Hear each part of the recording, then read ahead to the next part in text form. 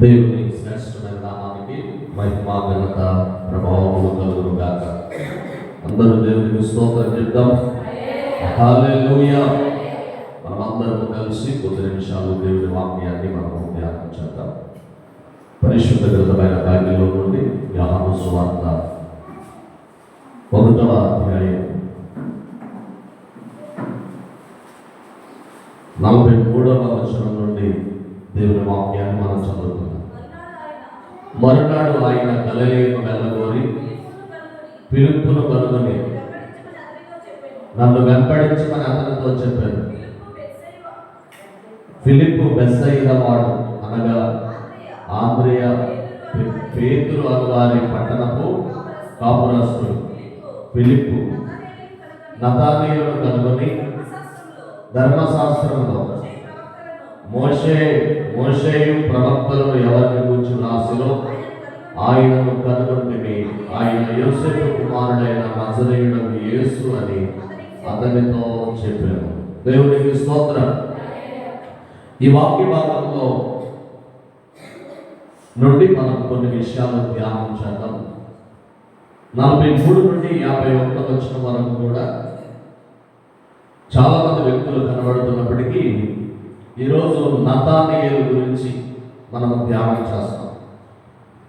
ఈ వాక్య భాగంలో 43వ వచనంలో మరునాడు ఆయన గలిలయకు వెళ్ళగోరి ఫిలిప్పును కనుగొని నన్ను వెంబడించమని అతనితో చెప్పాను. ఫిలిప్పు బెత్సయిదా వాడు, అనగా ఆంద్రియ, పేతురు అను వారి పట్టణపు కాపురస్తుడు. చూడండి ప్రియ దేవుని బిడ్డలారా, ఈ వాక్య భాగంలో ఫిలిప్పు, అదేవిధంగా ఆంద్రియ, పేతురు, వీళ్ళ ముగ్గురు కూడా బెత్సయిదా అనేటువంటి గ్రామానికి చెందినటువంటి వారు, లేదా పట్టణానికి చెందినటువంటి వారు.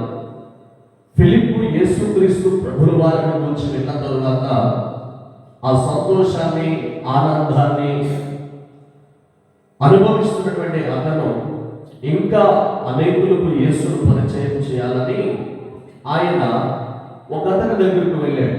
ఆయన పేరు నతానీయేలు అనేటువంటి మాటను మనం చూస్తా ఉన్నాం, లేదా నతానీయేలు అనేటువంటి మాటను మనం చూస్తాం. అతన్ని కనుగొని అతనికి ఒక మాట చెప్తున్నాడు. ధర్మశాస్త్రంలో మోషేయు ప్రవక్తలను ఎవరిని గురించి రాసిలో ఆయన కనుగొంటివి. ఆయన యోసేపు కుమారుడైన నజరేయుడగు యేసు అని అతనితో చెప్పారు. దేవునికి స్తోత్రం చెప్దాం. హల్లెలూయా. ఈ నతానీయేలు ఎటువంటి వ్యక్తి అని కనుక మనం ఆలోచన చేస్తే, దేవుని యందు భయభక్తులు కలిగి ధర్మశాస్త్రాన్ని పాటిస్తున్నటువంటి ఒక నిర్దోషమైన వ్యక్తి అని చెప్పవచ్చు. ఈ నతానీయేలు ఎటువంటి వాడని దేవుని వాక్యం చెప్తుంది అని అంటే, ప్రియ దేవుని బిడ్డలారా, ఇతడు అంజూరపు చెట్టు దగ్గర కూర్చుని అతడు దేవుని వాక్యాన్ని ధ్యానిస్తూ ఉన్నాడట. అంత మాత్రమే కాదు, ప్రార్థన చేస్తున్నట్లుగా చరిత్ర చెప్తా ఉంది. అంజూరపు చెట్టు కింద కూర్చుని భక్తి పరుడైనటువంటి వాళ్ళు మరి చక్కగా మరి దేవునిని ఆరాధించే విధానం, లేదా ప్రార్థన చేయడం, దేవుని వాక్యాన్ని ధ్యానం చేయడం మనం చూస్తాం. బైబిల్ గ్రంథంలో ఇస్సాకును మనం చూస్తున్నప్పుడు ఇస్సాకు పొలంలో ఆయన ధ్యానించేవాడని ఆది కాలంలో మనం చదువుతూ వస్తాం. కాబట్టి రాత్రికాల సమయంలో వాక్యం వింటున్నటువంటి ప్రియ దేవుని బిడ్డలారా, ఇతడు నతానీయేలు అనేటువంటి వ్యక్తి అంజూరపు చెట్టు క్రింద కూర్చొని ఒక దేవుని వాక్యం చదువుతున్నాడట. అది ఎక్కడంటే ఆది కాండంలో యాకోబు చరిత్ర చదువుతున్నాడు. యాకోబు తాను దినాన ప్రియ దేవుని బిడ్డ తన తల్లిదండ్రులు తన మామ ఇంటికి వెళ్ళిపోవాలని సాగనంపినప్పుడు ప్రొద్దుగురికినటువంటి వేళ ఆయన ఒక రాయిని తలగడగా చేసుకుని నిద్రపోయినప్పుడు దేవదూతలు పరలోకం నుండి భూమి మీద నుండి పరలోకానికి ఎక్కుతున్నట్టుగా ఒక నిచ్చెన ఆయనకి కనబడింది. ఆ సందర్భాన్ని చదువుతూ ఉన్నాడు. ప్రియ దేవుని బిడ్డలారా, యాకోబు గురించి మనందరికీ తెలుసు. యాకోబు అనగా మోసగాడు. కానీ అతని పేరును దేవుడు ఎట్లా మార్చాడో తెలుసండి? ఇశ్రాయేలుగా మార్చాడు. ఇశ్రాయేలు అనగా యువరాజు అని అర్థం. ప్రియ దేవుని బిడ్డలారా గమనించాలి. అయితే ఈ నతానీయేలు ఆయన చేస్తున్నటువంటి పని, దేవుని వాక్యాన్ని ధ్యానిస్తున్నాడు, ప్రార్థన చేస్తున్నాడు. అతను ఉన్నటువంటి ఆలోచన ఏంటంటే, వాక్యం చదువుతున్నప్పుడు నేను కూడా యాకోబు లాంటి స్వభావం కాదు, ఇశ్రాయేలులాగా మార్పు చెందాలన్నటువంటి ఆలోచన కలిగినటువంటి వాడు. ఆ స్క్రిప్చర్ చదువుతూ ఉన్నప్పుడు ఎక్కడో అంజూరపు చెట్టు దగ్గర కూర్చున్నటువంటి ఆయనను కనుగొని ఫిలిప్ అంటున్నాడు, మన ధర్మశాస్త్రం లేదా ప్రవక్తలు చెప్పినటువంటి వ్యక్తిని మేము కనుగొన్నాం, ఆ యేసుని మేము కనుగొన్నాం అని అనగానే ఇతడు నతానీయేలు అంటున్నాడు, నజరేతులో నుండి మంచిదేదైనా రాగలదా అని అతని అడుగగా. దేవునికి స్తోత్రం చెప్తాం. ప్రియ దేవుని బిడ్డలారా, యేసుక్రీస్తు ప్రభువు వారు పుట్టింది బెత్లెహేములో, ఆయన పెరిగిందంతా ఎక్కడ తెలుసండి? నజరేతు. కాబట్టి ప్రియ దేవుని బిడ్డలారా గమనించాలి, ఆ సమయంలో నజరేతులో నుండి మంచిదేదైనా వస్తుందా? చూడండి, చిన్న బెత్లెహేములో యేసు ప్రభువు వారు పుట్టారు. నీవు స్వల్ప గ్రామమైనను అనే పదాన్ని మనం ఉపయోగిస్తున్నాం. చాలా చిన్న గ్రామం, ఆ గ్రామంలో పుట్టడం పెట్టారు అనుకున్నారు, కానీ బెత్లెహేములోనే యేసుక్రీస్తు ప్రభువు వారు పుట్టినట్లుగా దేవుని యొక్క వాక్యంలో మనం చూస్తా ఉన్నాం. అయితే ప్రియ దేవుని బిడ్డలారా గమనించాలి, మంచిది ఏదైనా రాగలదా అని అనగానే ఫిలిప్ అంటున్నాడు, వచ్చి చూడు, వచ్చి చూడు. నిజంగా యేసుక్రీస్తు ప్రభువు వారు మంచివాడండి. యేసుక్రీస్తు ప్రభువు వారు ఆయన గొప్ప దేవుడు, మన కొరకు ప్రాణం ఇచ్చినటువంటి దేవుడు, మనల్ని రక్షించడానికి వచ్చినటువంటి వాడు. ఆ సమయంలో ఇద్దరు కూడా, ఫిలిప్పు, నతానీయేలు అంజూరపు చెట్టు దగ్గర నుంచి బయలుదేరి యేసు ప్రభువు వారి దగ్గరకు వస్తున్నారు. చూడండి, 47వ వచనం రాయబడి ఉంది, యేసు నతానీయేలు తన యొద్దకు వచ్చిన చూచి, ఇదిగో ఇతడు నిజంగా ఇశ్రాయేలీయుడు, ఇతని యందు ఏ కపటము లేదని అతన్ని గూర్చి చెప్పాను. దేవునికి స్తోత్రం చెప్తాం. ఎంత అద్భుతమైనటువంటి విషయమో చూడండి. ఒక వ్యక్తిని గురించి యేసు ప్రభువు వారు ఇస్తున్నటువంటి అద్భుతమైనటువంటి సాక్ష్యం, ఇతడు నిజముగా ఇశ్రాయేలీయుడు. రెండు మాటలు యేసు ప్రభువు వారు చెప్తున్నారు, ఇతడు నిజముగా ఇశ్రాయేలీయుడు, ఇతని యందు ఏ కపటము లేదని అతని గురించి చెప్పారు. ప్రియ దేవుని బిడ్డలారా, ఇందాక చెప్పారు, ఇశ్రాయేలు అనే పేరు అర్థము యువరాజు. అలాగా యేసు ప్రభువు వారు అతని స్థితిని చూశారు. యేసు ప్రభువు వారు ఇంకా ఫిలిప్పు వెళ్ళక మునిపే అంజూరపు చెట్టు క్రింద ఉన్నప్పుడే ప్రభు ఎరిగారట.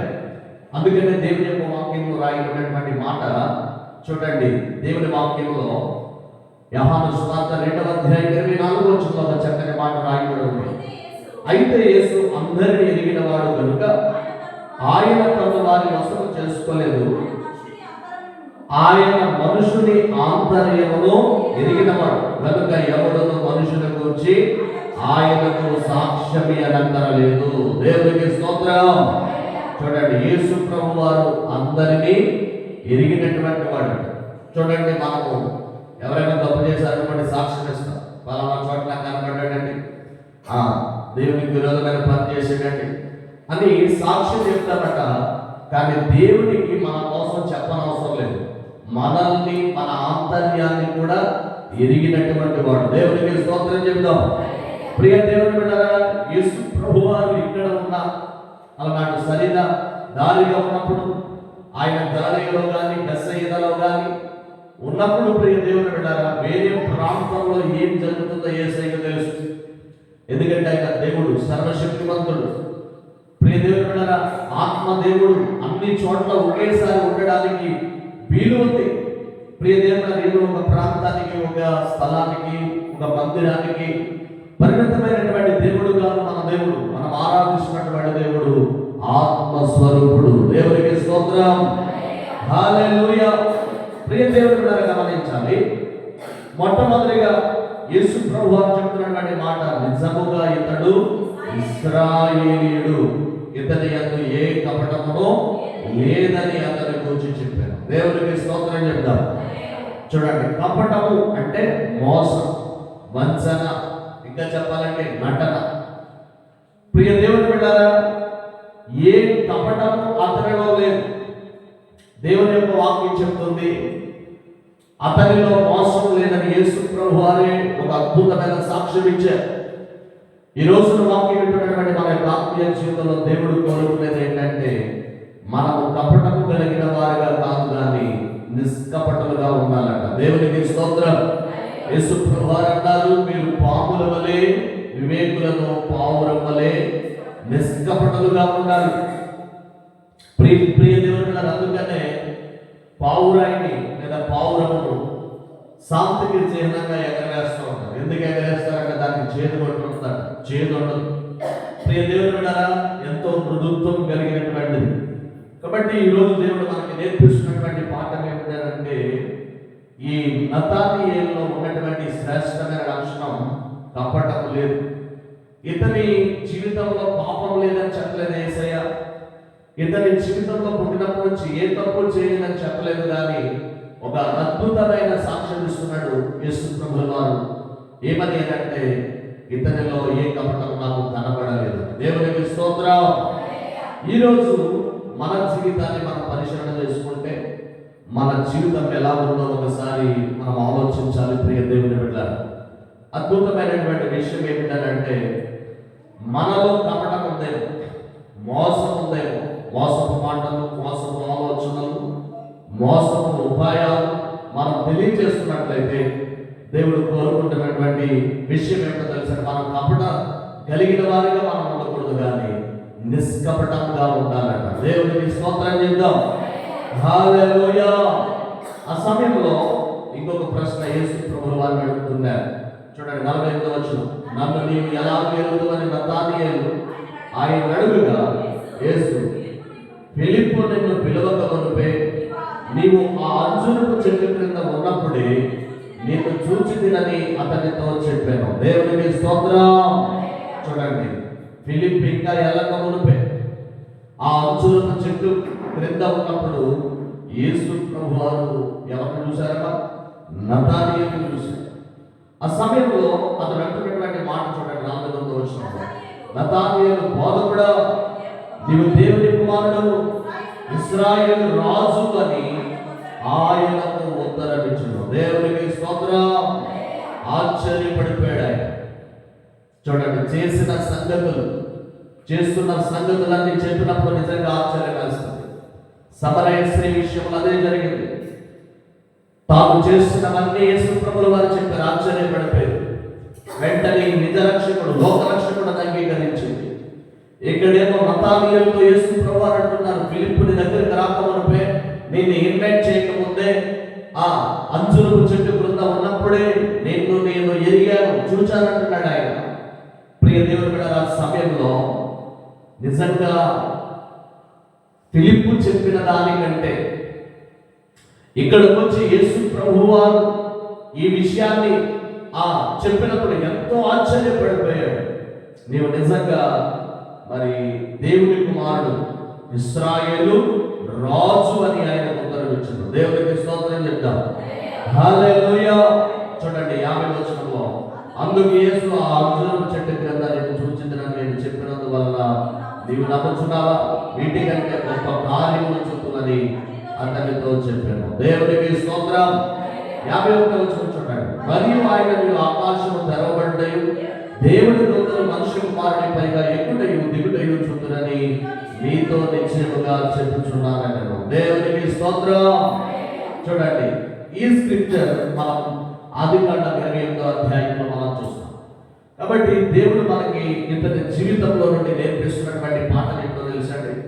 ప్రియ దేవుడు కదా, ఇతని యొక్క జీవితం ఒక సాక్ష్య జీవితంగా ఉంది.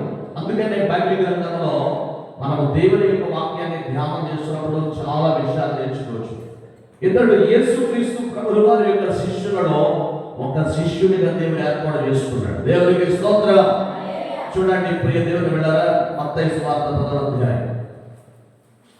మత్తయి సువార్త 10వ అధ్యాయంలో కొన్ని విషయాలు మనకు కనబడతాయి. ఆ విషయం మనం చదువుదాం. 10వ అధ్యాయం 2వ వచనం చదవండి.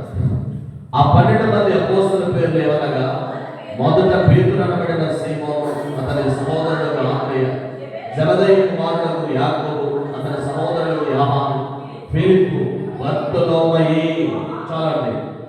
బర్తొలొమయి అంటే ఎవరో కాదు, నతానీయేలే బర్తొలొమయి.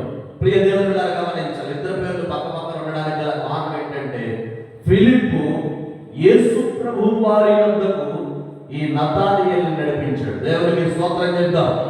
ప్రియ దేవుని బిడ్డలారా గమనించాలి, ఈ రోజు వాక్యం వింటున్నటువంటి మన ఆత్మీయ జీవితంలో ఇప్పటి వరకు నేను చాలా విషయాలు చెప్పాను. ప్రియ దేవుని బిడ్డలారా, యోహాను సువార్త 1వ అధ్యాయానికి మనం వస్తే అందులో నుంచి కొన్ని పాఠాలు ఈరోజు మనం నేర్చుకున్నాం.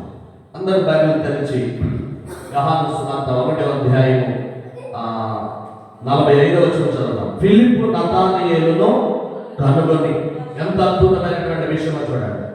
యేసు ప్రభువు వారిని గురించి విన్న తర్వాత, ఈయనే మెస్సయ్య, ఈయనే లోక రక్షకుడు, ఈయనే దేవుని కుమారుడని తెలుసుకున్న తర్వాత మేము మెస్సయ్యను కనుగొన్నామని ఫిలిప్పు యేసుని గురించి చెప్పకుండా ఉండలేకపోయాడు.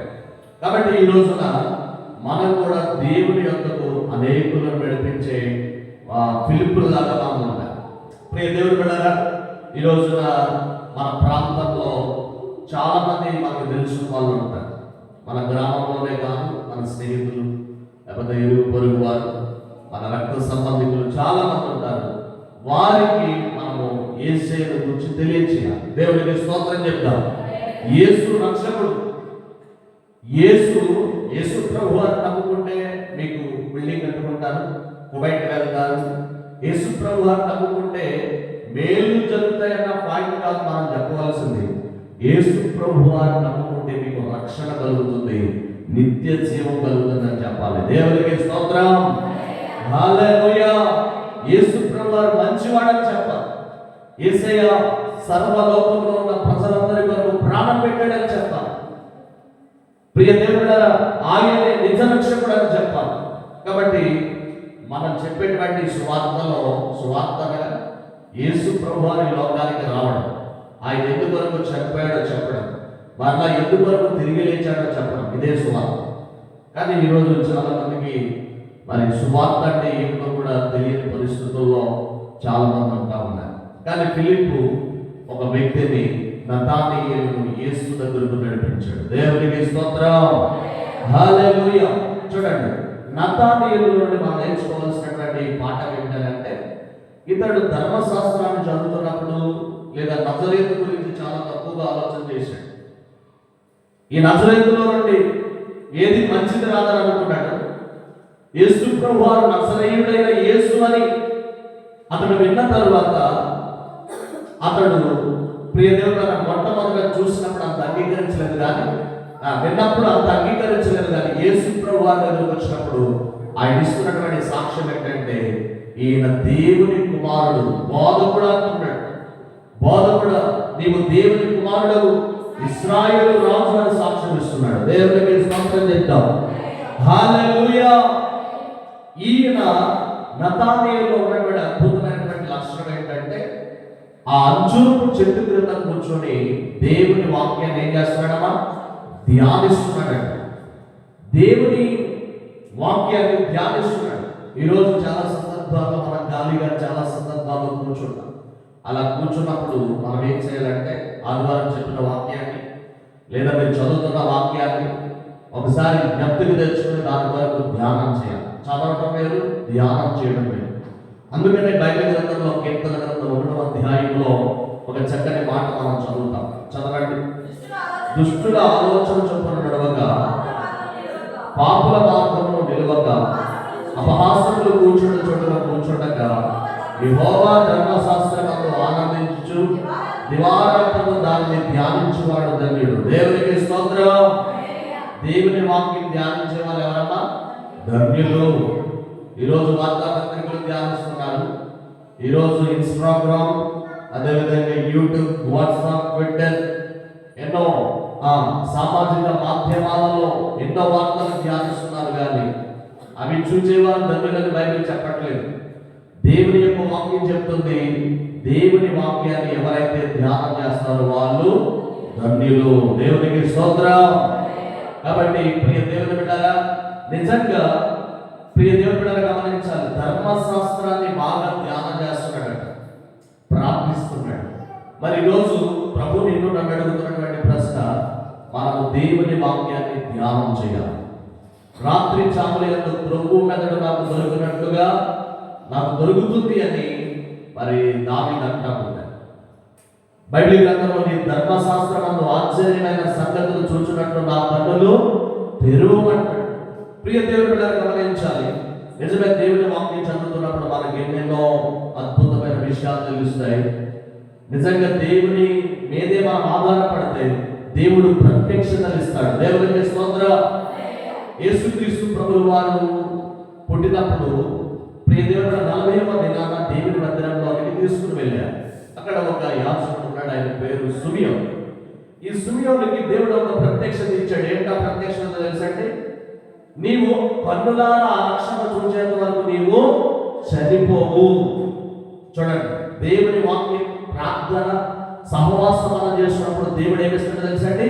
ప్రత్యక్షతలు ఇస్తాడు. దేవునికి స్తోత్రం చేద్దాం.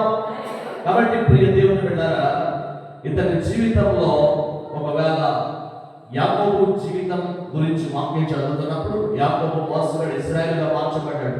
నా జీవితం కూడా మార్చబడాలని ఆ వాక్యం చదువుతుండగా ప్రభు అతని ఆంతర్యాన్ని ఎరిగినటువంటి వాడు కనుక ప్రియ దేవుడు ఫిలిప్పు అతన్ని తోడుకుని వచ్చిన తర్వాత ప్రియ దేవుడు గమనించాలి, నిజంగా లోకరక్షకుడు ఏనేనని, దేవుని కుమారుడు ఏనని, ఇశ్రాయేలు రాజు ఏనని గుర్తించి యేసు ప్రభువాన్ని వెంబడించినట్లుగా మనం చూస్తా ఉన్నాం. దేవునికి స్తోత్రం చేద్దాం.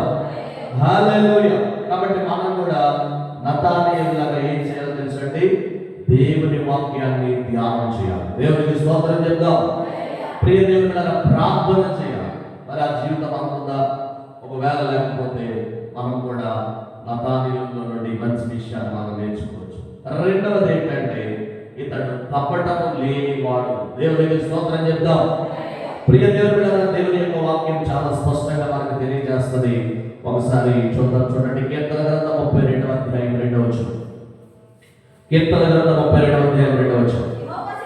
యెహోవా చేత నిర్దోషి అని ఎంచబడిన వాడు ధన్యుడు, ఆత్మలో కపటము లేనివాడు ధన్యుడు. దేవునికి స్తోత్రం చేద్దాం. ప్రియ దేవుని బిడ్డలు గమనించాలి, కపటము అంటే మోసం. ఆత్మలో కపటము లేనివాడు ధన్యుడని దేవుని యొక్క వాక్యం చెప్తుంది. నిజమే ప్రియ దేవుని దేవుని వాక్యం ధ్యానించేవాడు ధన్యుడు. 2, ఆత్మలో కపటము లేనివాడు ధన్యుడు. కొంతమంది ఎట్లా ఉంటారంటే పైకి ఒక రకంగా లోపల ఒక రకంగా ఉంటారు. దేవుని యొక్క వాక్యం చాలా చెప్తుంది, దాన్ని వేషధారి నటన అని మనం అంటాము. కాబట్టి దేవుని బిడ్డలుగా మనం వేషధారులుగా ఉండకూడదు, కానీ మనము మోసం చేసేవారిగా, వంచన చేసేవారిగా ఉండకూడదు, కానీ యథార్థవంతులుగా ఉండాలి. దేవునికి స్తోత్రం చెప్తాం. నిజమే, కపటం లేనివాడు అంటే యథార్థవంతుడే. అందుకనే యథార్థవంతుడు దేవుడు ఏం చేస్తాడో దేవుని యొక్క వాక్యంలో రాయబడి ఉంది. 2వ దినవృత్తాంతముల గ్రంథం 16వ అధ్యాయం 9వ వచనంలో ఒక చక్కని మాట చదవండి. 2వ దినవృత్తాంతముల గ్రంథం 16:9. యథార్థవంతులను బలపరచుటకే యెహోవా కనుదృష్టి లోకమంతటా సంచారము చేయుచున్నది. దేవునికి స్తోత్రం. కాబట్టి యథార్థవంతులను దేవుడు బలపరుస్తున్నాడు. దేవుని యొక్క వాక్యం చెప్తుంది, యథార్థవంతులుగా ఆయన ఏ మేలు చేయకమానడు. కాబట్టి మనము యథార్థంగా ఉండాలి. బైబిల్ గ్రంథంలో ప్రియ దేవుని బిడ్డగా మోసపు మాటలు చెప్పకూడదు, మోసపు ఆలోచనలు చెప్పకూడదు, కపటోపాయములు కలిగిన వారిగా మనం ఉండకూడదు. అందుకనే బైబిల్ గ్రంథంలో ఒక వ్యక్తిని గురించి పౌలు గారు మాట్లాడతారు. చూడండి, అపోస్తుల కార్యములు 11వ అధ్యాయం 10వ వచనం. అపోస్తుల కార్యములు 11వ అధ్యాయం 10వ వచనంలో ఒక చక్కని మాట కనబడుతుంది. ఆ మాట చదువుదాం. అతని తేరి చూచి సమస్త కపటముతోనూ సమస్త దుర్మార్గముతోనూ నిండిన వాడ, అపవాది కుమారుడా, సమస్త నీతికి విరోధి, నీవు ప్రభువు యొక్క తిన్నని మార్గములు చెడగొట్టుట మానవ. ఇదిగో ప్రభు తన చెయ్యి నీ మీద ఎత్తి ఉన్నాడు, నీవు కొంతకాలం గుడ్డివాడవై సూర్యుడు చూడకుందామని చెప్పాను. వెంటనే మబ్బును చీకటియు అతని కమ్మెను కనుక అతను తిరుగుచు ఎవరైనా చెయ్యి పట్టుకుని నడిపించునని వెదుగుచుండెను. అంతటా అధిపతి జరిగిన దాన్ని చూచి ప్రభు బోధకు ఆశ్చర్యపడి విశ్వసించెను. దేవునికి స్తోత్రం. పౌలు గారు ఒక చోట వాక్యం బోధిస్తున్నారండి, ఒక అధిపతి దగ్గర. అధిపతి పేరు సెర్గి పౌలు. ఆ సెర్గి పౌలు దగ్గర వాక్యం బోధిస్తా ఉంటే అక్కడ ఎలుమ అనేటువంటి ఒక ఆయన ఇతనిని యేసునందు విశ్వాసం ఉంచకుండా దారి తప్పిస్తున్నాడు. ఆ సమయంలో ప్రియ దేవుని బిడ్డలు గమనించాలి, ఆ సమయంలో పౌలు గారు పరిశుద్ధాత్మతో నింపబడిపోయిన వాడే. ఆయన ఏమన్నాడో తెలుసండి, అతని వైపు తేరి చూచి సమస్త కపటముతోనూ సమస్త దుర్మార్గముతో నిండిన వాడ, అపవాది కుమారుడా, సమస్త నీతికి విరోధి, నీవు ప్రభు యొక్క తిన్నని మార్గంలో చెడగొట్టుడా మానవా. చూడండి, ఈరోజు చాలా మంది మోసపు మాటలు చెప్పి దైవికమైన భక్తిలో ఉన్న వారిని చెడగొడుతున్నారు. గారడి. ప్రియ దేవుడు గమనించాలి, పౌలు గారు ఆ మాట అనేసరికి అపవాది కుమారుడు అంట. ప్రియ దేవుడు సమస్త కపటముతో దుర్మార్గముతో నిండిపోయినటువంటి వాడంట. ఈరోజు దేవుని యొక్క వాక్యం చెప్తుంది, ప్రియ దేవుడు కపటంతో నిండినటువంటి వారు ఇతరులను చెడగొడతారు, ఇతరులను తప్పు ద్రోవ పట్టిస్తూ ఉంటారు. అందుకనే మనం చాలా జాగ్రత్తగా ఉండాలి. దేవుని బిడ్డలుగా మన ఆత్మీయ జీవితంలో ఒకవేళ మంచి చేసి మనం నష్టపోయినా పర్వాలేదు, కానీ ఇతరులకు మనం కీడు మాత్రము చేయకూడదంట. దేవునికి స్తోత్రం చెప్తాం. మంచి విషయంలో మనం ఎప్పుడు ఎలా ఉండాలో తెలుసండి, ఆసక్తి కలిగి ఉండాలి. దేవునికి స్తోత్రం చెప్తాం. ప్రియ దేవుడు మోసము అనేటువంటిది కేవలము వాక్యని మందిరానికి వస్తున్న వారిని కూడా చాలా మంది గారడి చేసి లాక్కెళ్ళిపోతున్నారు. ప్రియ దేవుడు గమనించాలి, ఇక్కడ సరిగా వాక్యం చెప్పట్లేదు. రండి నా దగ్గర ఉంది, నేను ఆత్మ చేత నింపబడ్డాను. ఒక వ్యక్తి ప్రియ దేవుడు నిజంగా దేవుని ఆత్మ చేత నింపబడితే దీనంతో రావాలి, తన కోసం తాను చెప్పుకోకూడదు. ప్రియ దేవుడు సంఘాలలో ఉన్న వారిని ఎత్తుకుపోకూడదు. ప్రియ దేవుడు ఈరోజు ఎక్కడ చూసినా ఇదే, సంఘాలలో చక్కగా వాక్యం రక్షణ పొంది సంఘ క్రమానికి అలవాటై ప్రియ దేవుడు పరిశుద్ధత కలిగి ఆ వాక్యం అనుభవంలో పెరుగుతున్న వారిని ఎత్తుకుపోతున్నారు. వీళ్ళు ఎటువంటి వారంటే అపవాది కుమారులు. వారి విశ్వాసాన్ని చెడగొడుతున్నారు. నీకే విశ్వాసం లేదు, వాళ్ళు గొప్ప గొప్ప విశ్వాసం ఎదుగుతున్నారంటే వాళ్ళు చెడగొడుతున్నావు. అందుచేత పౌలు గారు ఏమన్నా తెలుసా, నీవు సమస్త కపటంతో నిండిన వాడని.